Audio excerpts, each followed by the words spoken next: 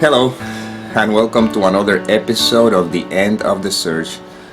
This one, I'll call it, Let's Talk About Surrendering. Has to do with a question someone asked me, and the question is, Hi Nick, I hope all is well. I wanted to ask a question on something I had been pondering for some time, and your last video actually provided some insight, but I was hoping to pick your brain about it some more if that's okay. I am heavily identified with the mind. I think I know what I must do to experience presence completely. And that is surrender. I do this because the person has them in quotes. I have read some things by Alan Watts, and he talks about not being able to do anything consciously, like letting go, surrendering, changing, etc. I believe it is true because I feel I cannot consciously make the decision to sincerely surrender because it appears like there is something to change or it invokes some type of effort, and of course it stems from the mind. I have moments of being the observer, as a natural am, but I know that I am suffering at the hands of identifying with the mind that is also a part of I.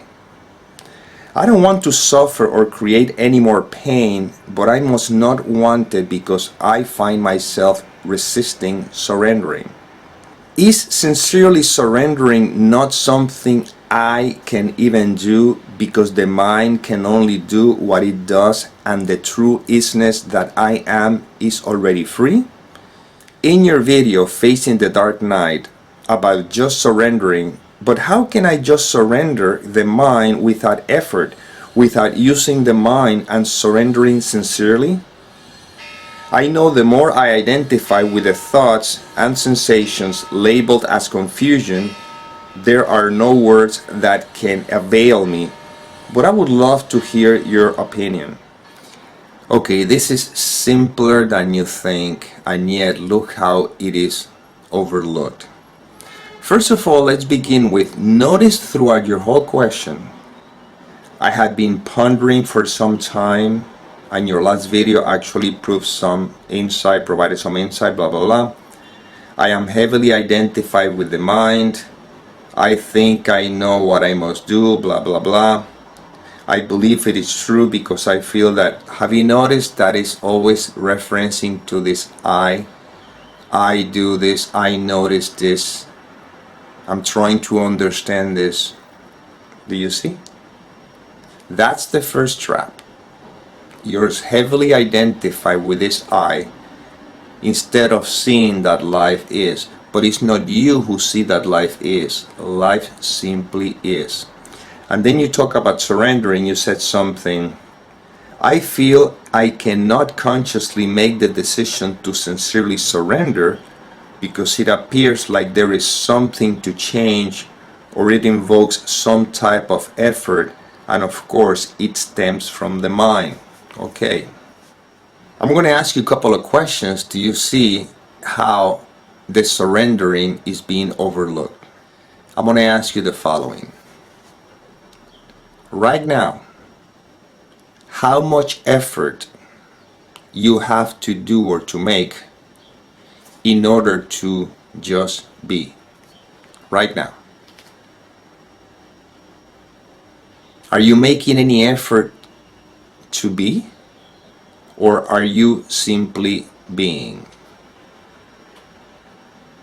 See, the mind is trying to figure this out, but I don't want the mind to get involved because this is not about asking the mind whether you have to make any effort of being. I'm pointing to the fact that right now you're being.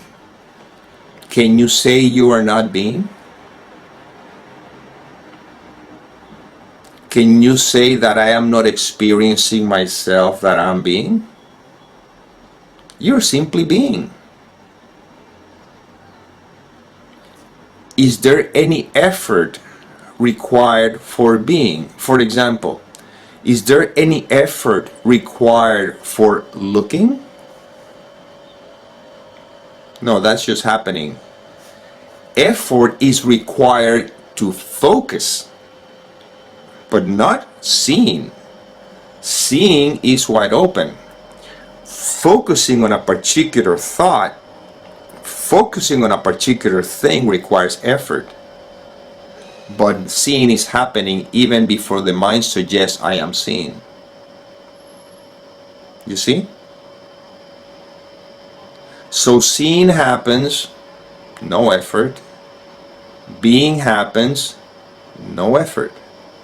What effort do you have to make in order to be? None, because that is happening organically. That is surrender. That's what I meant by surrender.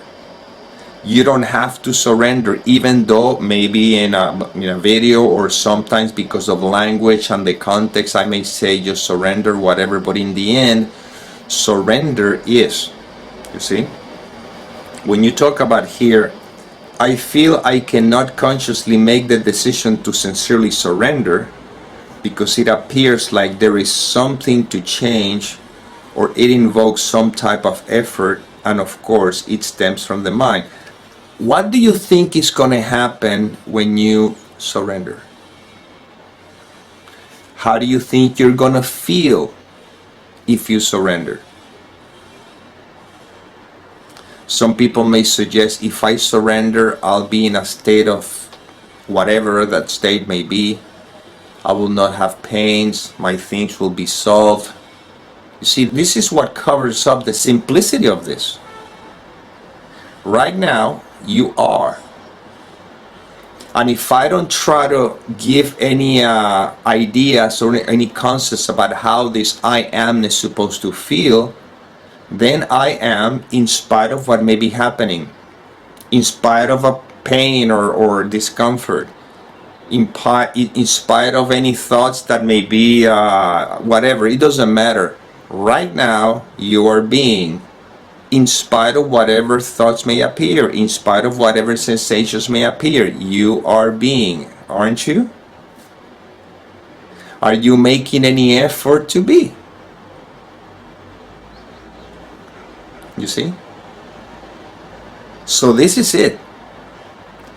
So we probably will have to look at what concepts do you think you have, which is the obstacle itself. People have concepts about if I was awakened, I would feel in a particular way, things will be look in a particular way. All these concepts belong to the character. And that's when you find yourself confusing here, because it appears like there's something to change. No, if you expect something to change and you think that as a consequence of surrendering, something will change, of course you'll get confused. How your life has to be right now, how different it has to be in order for you to say, I am surrendered. You see? Life unfolds as it will. I don't make the choice to surrender, but surrendering is what's happening anyway, because I am. The only challenge, and again, is that the same problem everybody has, and I see it right now. Read your own question, and notice that your whole question is about me. The whole question. I had been pondering for some time, blah, blah, blah. I am heavily identified with the mind, blah, blah, blah. I believe it is true because blah, blah, blah. I have moments of being the observer. Okay, yeah, but who's the I that says I have moments of being the observer? See, that's the problem, that those moments the mind says, oh, this is it. I'm going to be like that permanently, the observer permanently. But in reality, there's not even an observer. All that there is life. You see? But I know that I am suffering at the hands of, see, I, you see? So the question that I rather ask, like I said before, what expectations do you have about what is going to feel like if I surrender? Maybe if we address it that way and you realize, oh my God, so then life is. with the toothache and without the toothache, with all the seeming challenges that may appear in the world of appearances. I am. Once again, it's when we begin to put some sort of an expectation about surrendering. The thing is that since we're dealing with language, which is a limitation in the world of appearances, which is a limitation where it seems to be that there's a me talking to you or you reading books or whatever, well, we use language when we say, for example, just let go. Right now, if I say to you, let go, the mind takes it as I have to let go, and I am not asking you to let go. I'm just pointing to the fact that let go. But again, what words am I going to use?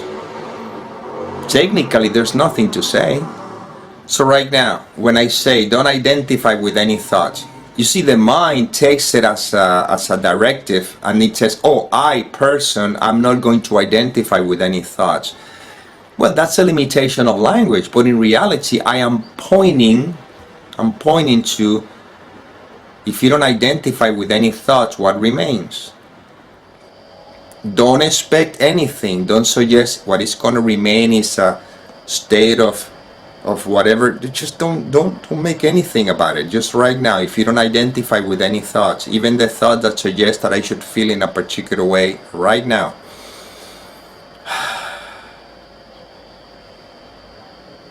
what remains?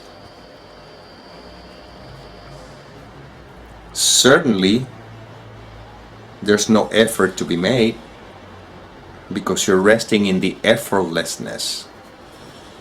Well, that's it. This is it. And you can live life like this even while you find yourself engaged in activity that may require focus, that may require heavy activity. But if you still identify with it, you who thinks making the activity or doing the activity, that's when it gets confusing.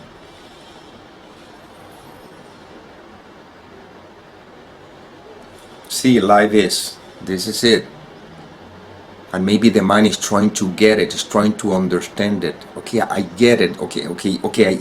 And then the mind goes, yeah, sometimes I feel like I'm being. You see, again, once again, who's the one or what is the one saying, sometimes I feel like I'm being?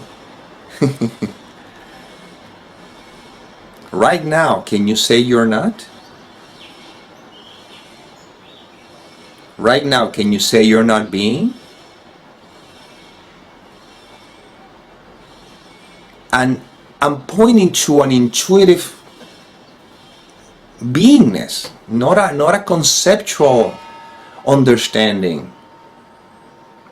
You wake up in the morning, or the body wakes up in the morning, or the image you, it doesn't matter, wakes up in the morning, everything is functioning organically without you having to make anything function.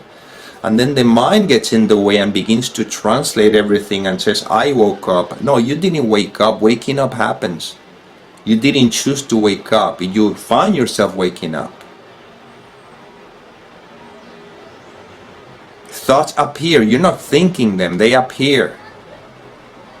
But the mind immediately takes ownership. These are my thoughts. I'm thinking that. And then it says, I don't want to think these thoughts. And then even the mind says, if I was enlightened, I wouldn't have these thoughts. As if you're choosing them. So let's get rid of all the concepts about waking up and enlightenment and everything. Forget about everything right now. Even the word surrendering, forget about the word surrendering. Right now, this is it. Life is. Life is unfolding. What happens is when there's psychological suffering or pain because there's an identification with the sense of identity, that's when we want to try to put this into practice, because we suggest that if I surrender, those thoughts won't be there, or there will not be feelings or sensations that I label them bad or suffering. But right now, life is unfolding. Life is unfolding. Life is. You are life. And yes, there'll be days that may not feel as you wish that they would, but the difference is that before you were resisting it. This I is feeling this way, I don't want to feel that way. And now it's like life is happening. That is the texture that is unfolding right now. This is the way it feels. And then you notice that it passes, everything is transitory. And there'll be days that you feel like you're on the top of the world. Oh my God. And then that's when the mind goes, if I was enlightened, if I was awake, this is how I would feel all the time. That's the trap. Because it suggests that there's an I who feels in a particular way. But how about if there's no I? All that there is what is. And the isness experiences itself in many different ways. Sometimes it's painful, sometimes it's pleasurable, sometimes there's feelings, some may label them sadness, sometimes there's feelings, somebody label them joy, sometimes there's feelings, somebody label them anger, sometimes there's feelings, somebody label them peace. But if you just if you don't identify with the labels to any of these feelings, then you see it's just basically movements of energy with different textures, but that doesn't affect what you are always, and that is the background that never changes. And the surrendering I'm pointing to is not an activity that you do in order to experience the background. The surrendering is the noticing that the background is always in spite of the movement that may be taking place on the surface. Do you see? And once again, the only problem with your question, which is the only problem everybody has without realizing, is that you're such identified with the I, and all these questions is about me. You see?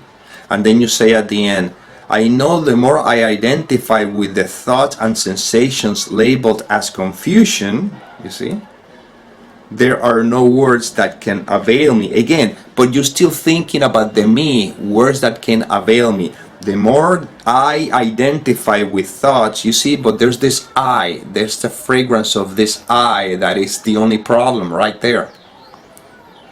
How about if instead, I know the more I identify with the thoughts, how about if just thoughts appear? There's no I who identify or disidentify, just appear. And sensations labeled as confusion, just get rid of the label. Let the sensation be. There's nothing wrong with that, because confusion is two thoughts that are opposing each other. How about if you're the space in which these two thoughts appear, and that's perfectly fine. But if you're trying to do it in order to gain some benefit for the character, whatever the case may be, of course the confusion will be there, because one thought says I shouldn't feel this way, and the other thought says the opposite, but they both seem to appear in that, and that I is not personal. That's why in the end there's nothing to talk, there's nothing to do, they just simply be. Right now you're being, in spite of if thoughts are going, I'm trying to get this. Okay, let them be there.